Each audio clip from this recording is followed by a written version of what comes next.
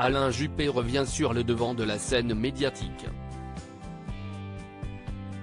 L'ancien maire de Bordeaux, élu en 1995 et nommé au Conseil constitutionnel en 2019, publie le 14 septembre, aux éditions Talendier, ses mémoires sous le titre Une histoire française.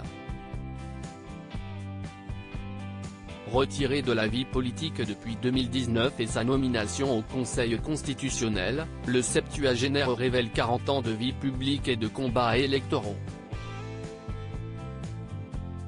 Mais ce n'est pas tout.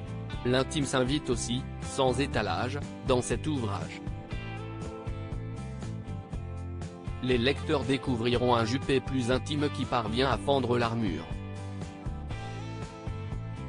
Famille, amour, religion, enfance, maladie, mort, nombreux sont les sujets sur lesquels l'homme politique, souvent décrit comme froid et arrogant, s'est livré sans complexe. À l'occasion de la sortie de son nouvel ouvrage, Alain Juppé s'est confié dans les colonnes de l'édition en kiosque du mercredi 13 septembre de Point de vue. Le célèbre homme d'État français a notamment fait des révélations sur sa complicité avec Jacques Chirac, mais aussi sur le temps qui passe.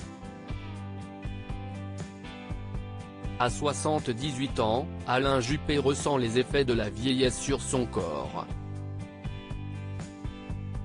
Alors que l'un de nos confrères lui demande « Vieillir vous angoisse ?», Alain Juppé répond « Pas vraiment. C'est plutôt la déchéance physique. Mon corps change. J'en suis conscient. J'ai des prothèses partout. Je rêve d'un infarctus dans la nuit. Mais le plus tard possible. » Alain Juppé à Bordeaux avec sa femme Isabelle et sa fille Clara. Alain Juppé, ce métier surprenant qu'il souhaitait faire lorsqu'il était plus jeune. Au cours de cet entretien réalisé dans le sanctuaire familial de l'ancien Premier ministre, le principal concerné a partagé des anecdotes et des souvenirs d'enfance.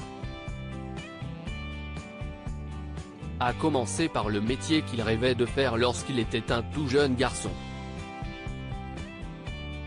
Roulement de tambour. Alain Juppé souhaitait être pape, du haut de ses 7 ans.